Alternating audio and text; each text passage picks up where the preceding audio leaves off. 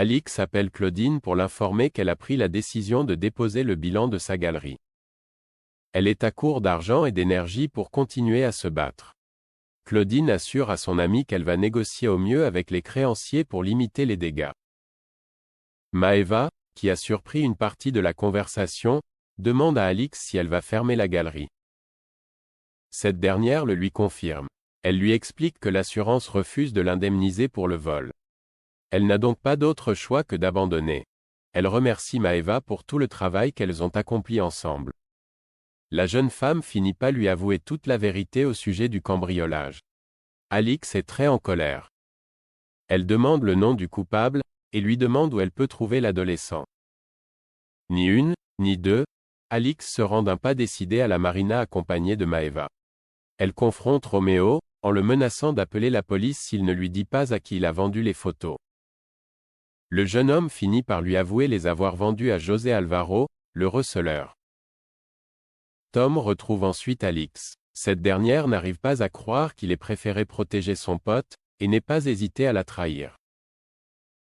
L'adolescent lui explique qu'il ne voulait pas le balancer car il risquait de finir en prison. Alix l'informe qu'elle n'a pas prévu de dénoncer Roméo à la police. Ils l'ont déjà dans le collimateur donc ils ne croiront jamais son histoire. Elle va donc régler les choses à sa façon. Plus tard, Alix appelle Claudine pour lui demander de suspendre les démarches concernant son dépôt de bilan. L'avocate est surprise par cette demande et tente de convaincre son amie de ne pas abandonner cette idée. Alix lui explique qu'elle a besoin de temps, car elle veut explorer une autre possibilité. Claudine ne comprend pas le changement d'attitude d'Alix, mais cette dernière ne veut rien lui dire.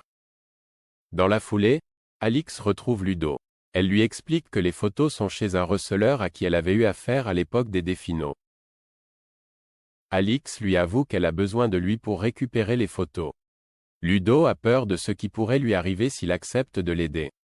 Alix lui fait cependant comprendre qu'il doit se rattraper par rapport à ce qui s'est passé avec Nicolas.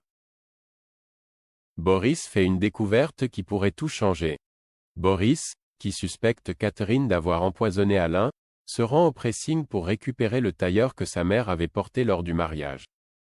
L'employé l'informe qu'il ne sera prêt que demain mais Boris souhaite le récupérer immédiatement, même s'il n'a pas encore été lavé. L'employé est surprise mais elle accepte.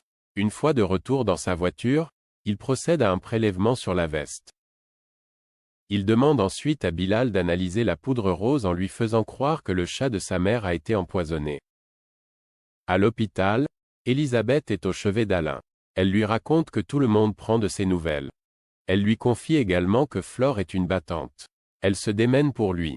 Soudain, une des machines branchées à Alain se met à sonner. Le docteur Cresson se précipite dans la chambre. Alain présente un trouble du rythme cardiaque. Il utilise le défibrillateur sous les yeux d'Elisabeth, qui ne peut cacher ses émotions. Quelques heures plus tard, Evan informe Flore et Elisabeth qu'ils ont réussi à stabiliser le cœur d'Alain. Malheureusement, son état s'est encore dégradé et ils ne peuvent pas garantir qu'Alain va réussir à s'en sortir. Flore et Elisabeth accusent le coup. La femme d'affaires redoute de ne jamais savoir ce qu'il s'est réellement passé avec son mari. Flore continue de la soutenir. Elle conseille à Elisabeth de rentrer se reposer. Elle prend le relais pour qu'Alain ne soit pas tout seul. À Elle Cosmetics, Bilal révèle à Boris le résultat de ses analyses. La poudre que Boris a retrouvée est du laurier rose, une substance hautement toxique, aussi bien pour les animaux que pour les humains. Il demande d'ailleurs à Boris s'il s'est bien lavé les mains après avoir prélevé la poudre. Ce dernier remercie Bilal pour son aide.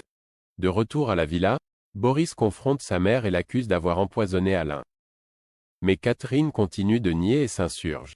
Le jeune homme lui révèle qu'il a analysé les résidus de poudre présents sur son tailleur.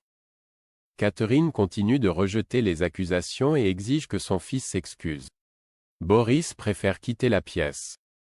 Il se rend ensuite à l'hôpital et apprend à Laurine que leur mère a empoisonné Alain. Laurine lui avoue qu'elle avait des doutes mais leur mère lui a juré que c'était faux.